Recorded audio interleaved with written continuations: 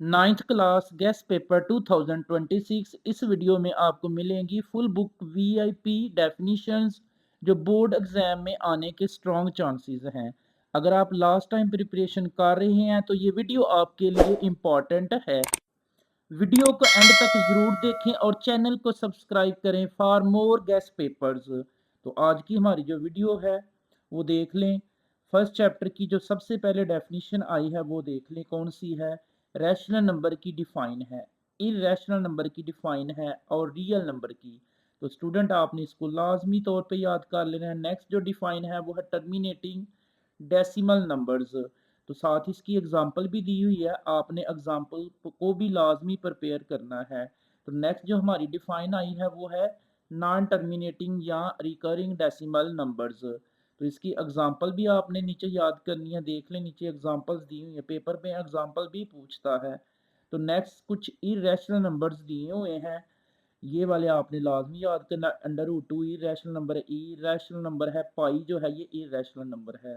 Next radical expression की define है, तो आपने इसको याद करना है। इंडेक्स ऑफ रेडिकल की डिफाइन है, रेडिकेंड की है और इंडेक्स की है, ये आपने सारी याद करनी है।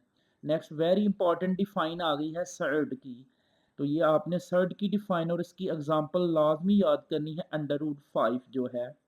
नेक्स्ट जो है वो मोनोनॉमियल की डेफिनेशन है और बाइनॉमियल की डेफिनेशन है और कॉन्जुगेट सर्ड की डेफिनेशंस हैं।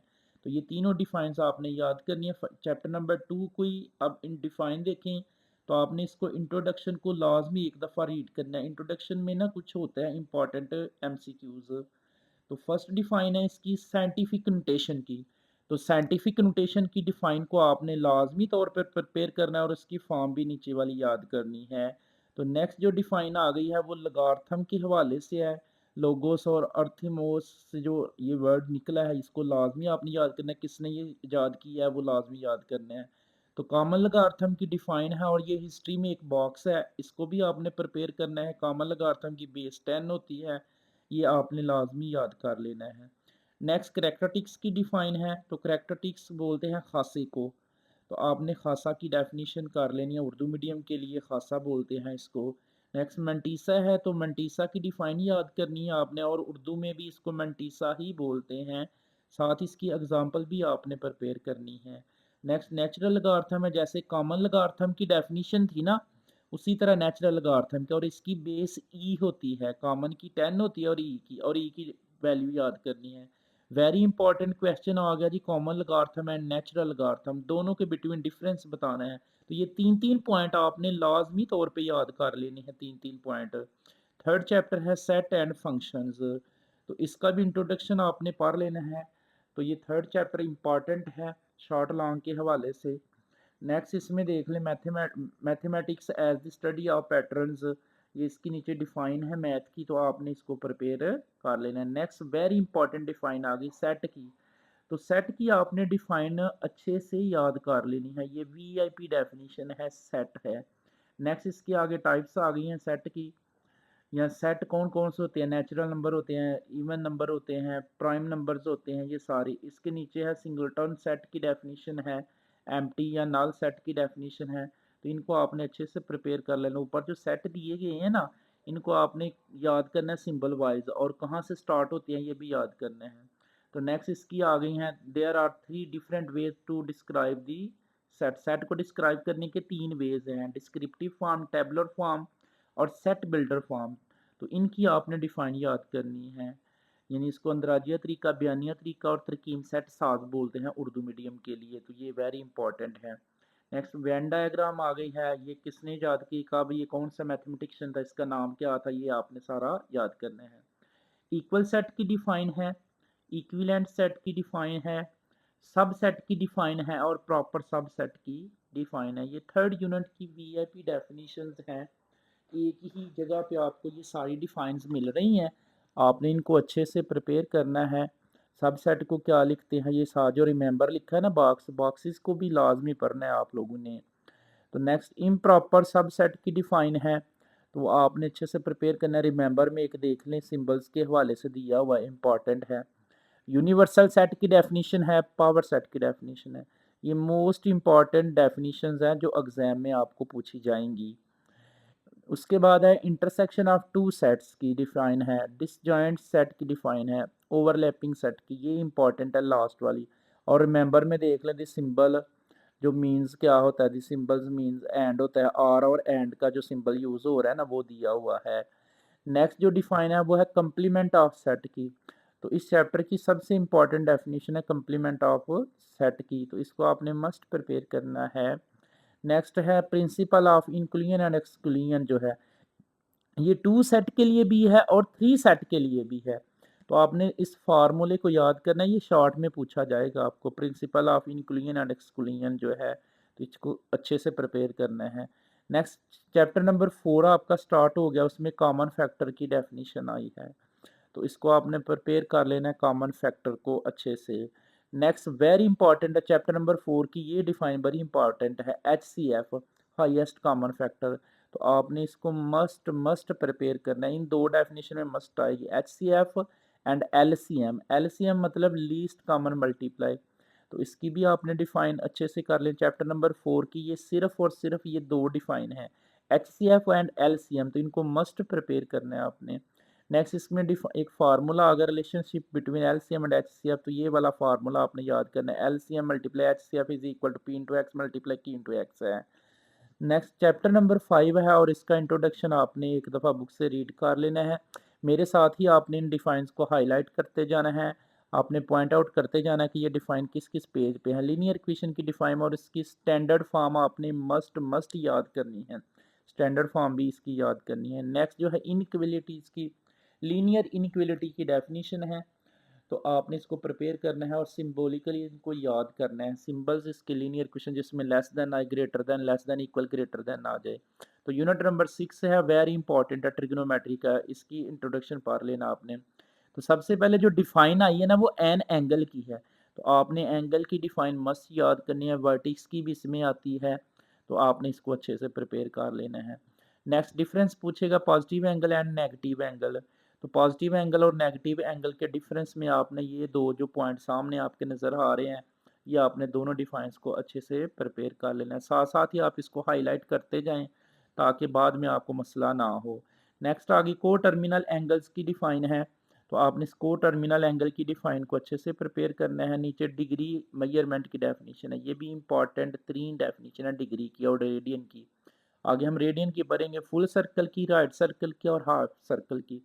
ये सर्कल की तीनों तरह से आपने डिफाइन याद करनी है, फुल सर्कल की है 360 के लिए, राइट एंगल जो है 90 डिग्री के लिए है, और हाफ सर्कल जो है वो 180 डिग्री के लिए है। तो ये तीनों मस्ट डिफाइन आपने प्रिपेयर करनी है यूनिट नंबर 6 की ट्रिग्नोमेट्री वाले की।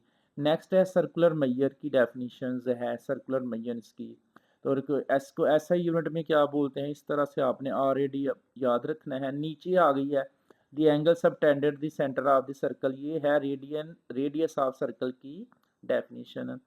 तो इसका एक फार्मूला आ गया है 6 चैप्टर का, एरिया ऑफ सेक्टर का फार्मूला आपने लाजमी प्रिपेयर कर लेना है। तो ट्रिग्नोमेट्री रेशो की डेफिनेशन है, ये भी पूछता है ट्रिग्नोमेट्री रेशोज क्या है, sine theta, cos theta, cosecant theta, tangent theta, और इनके बेसिक हैं या और इनके इनवर्स हैं। तो नेक्स्ट आपने ये वाले फार्मूला याद कर लेना ट्रिग्नोमेट्री के, साइन थीटा का, कॉस थीटा का, टेन थीटा का और इसके उल्ट का। तो यूनिट नंबर आपका 7 है कोऑर्डिनेट जियोमेट्री से रिलेटेड, तो इसमें कोऑर्डिनेट प्लेन की डेफिनेशन है, कोऑर्डिनेट एक्सेस की है और वाई एक्सिस की है, ये आपकी डिफाइन इंपॉर्टेंट है, एक्स एक्सिस और वाई एक्सिस और कोऑर्डिनेट प्लेन की। तो नेक्स्ट जो आपकी इसकी में डेफिनेशन आई है वो है अबसीसा और ऑर्डिनेट, तो चैप्टर नंबर 7 की यही 3-4 डिफाइन है, अबसीसा और ऑर्डिनेट के, और नीचे क्वाड्रेंट है 4 क्वाड्रेंट, आपने इनको मस्ट प्रिपेयर करना है। तो यूनिट नंबर 7 है, उसकी इक्वेशन ऑफ स्ट्रेट लाइंस की डेफिनेशन है, इसको आपने अच्छे से प्रिपेयर करना, या इनक्लेशन ऑफ लाइन की डेफिनेशन है। तो यूनिट नंबर आपका 9 आ गया जी, सिमिलर फिगर से रिलेटेड। तो इसकी सबसे पहले डिफाइन है सिमिलरिटी और पॉलीगॉन्स, तो नीचे आपको अंडरलाइन की हुई है, और उसके बाद आगे वो जो रिमेंबर में दिया हुआ है ना बॉक्स में, मैंने हाईलाइट किया हुआ है, उसको आपने लाजमी प्रिपेयर कर लेना है।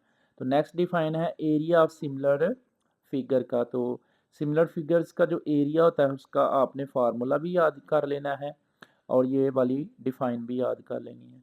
यूनिट नंबर 10 आ गया ग्राफ और फंक्शंस, तो इसको आपने अच्छे से पढ़ना है। पहले सबसे पहले फंक्शन की डेफिनेशन आएगी। इस चैप्टर की सबसे इम्पॉर्टेंट डेफिनेशन है फंक्शन। तो आपने इसको अच्छे से हाईलाइट कर लेना है, ये फंक्शन की जो डिफाइन है।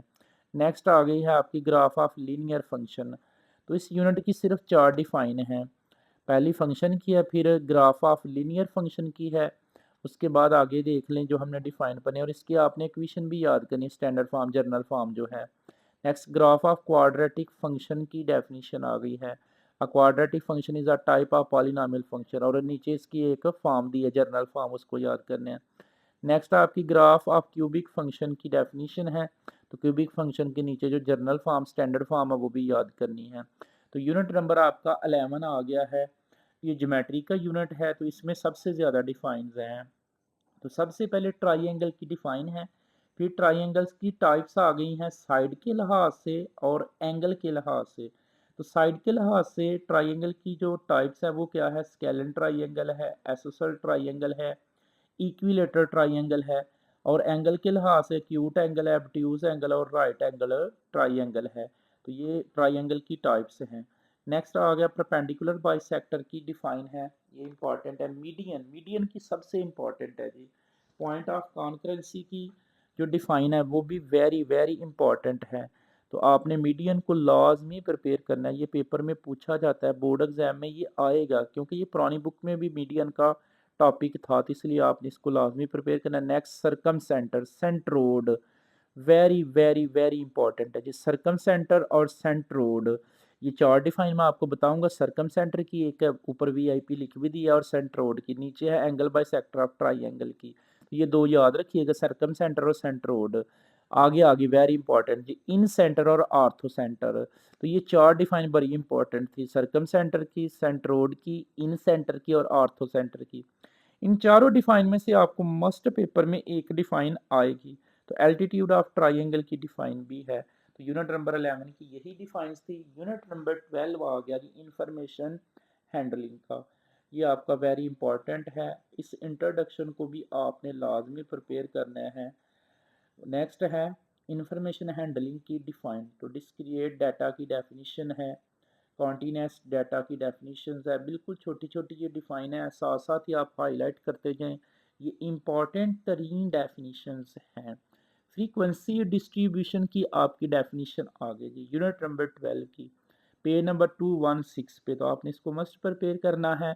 क्लास बाउंड्रीज की डेफिनेशन आ गई है, क्लास बाउंड्रीज साथ साथ बताई गई हैं 10 से 9, ये इस तरह से आपने इसको मस्ट प्रिपेयर करना है। नेक्स्ट आ गई है जी फ्रीक्वेंसी पॉलीगॉन की। तो फ्रीक्वेंसी पॉलीगॉन 12 चैप्टर की ये डिफाइन है, इंपॉर्टेंट डेफिनेशन है, स्टूडेंट आपने इसको मस्ट प्रिपेयर करना है। नेक्स्ट आ गई सेंट्रल टेंडेंसी। तो ये इंपॉर्टेंट डेफिनेशन है यूनिट नंबर 12 की, इसको मस्ट प्रिपेयर करें। नेक्स्ट मेरी फेवरेट डेफिनेशन जी, अर्थमेटिक मीन, और इसका आपने फार्मूला याद करना है, x bar is equal to sigma x over n. तो इस यूनिट की सबसे इंपॉर्टेंट डेफिनेशन है जी अर्थमेटिक मीन जो है ना, और इसका फार्मूला आपने लाजमी प्रिपेयर करना है।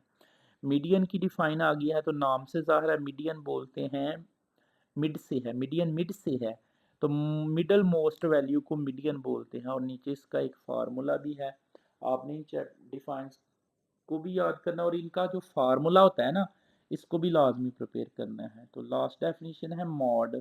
तो मॉड की डेफिनेशन, मॉड क्या होता है, most frequent occurring in the observation, जो डाटा में सबसे ज़्यादा बार आए ना, उसको मॉड बोलते हैं। तो आपने ये मॉड की डेफिनेशन याद करनी है, और उसको देखना डिनोटर किससे किया जाता है। 13 चैप्टर है आपका प्रोबेबिलिटी। प्रोबेबिलिटी मीन होता है चांस, इंपॉर्टेंट टॉपिक है ये वाला। तो प्रोबेबिलिटी की आपने डेफिनेशन याद करनी है। Probability is the chance of occurrence of a particular event. Probability is calculated by using formula. Probability के नीचे फार्मूला है नंबर ऑफ फेवरेबल आउटकम्स, और नीचे है P into A is equal to n into A over n into S, ये probability का formula है। Next define आ गई है जी आउटकम्स की। प्रोबेबिलिटी में आउटकम्स क्या होते हैं, जो अकरेंस होते हैं, एक्सपेरिमेंट्स होते हैं। फेवरेबल आउटकम्स की डेफिनेशन है, सैम्पल स्पेस की डेफिनेशन है, और जो लास्ट डेफिनेशन है वो इवेंट की है। तो स्टूडेंट आपने इस वीडियो को लाइक शेयर लाजमी करना है अपने सर्कल में, अपने फ्रेंड के साथ, जितने भी आपके दोस्त हैं ना, आपने उनके साथ ये वीडियो को शेयर लाज़मी करना है क्योंकि ये आपके लिए इम्पॉर्टेंट डेफिनिशंस का गेस्ट था 9th class new mathematics 2026। I hope कि आपने इस वीडियो को अच्छे से अंडरस्टैंड किया है, आपको इस वीडियो की समझ आई है। दुआओं में याद रखिएगा। अल्लाह आपका हामी नासिर हो। अल्लाह हाफिज़।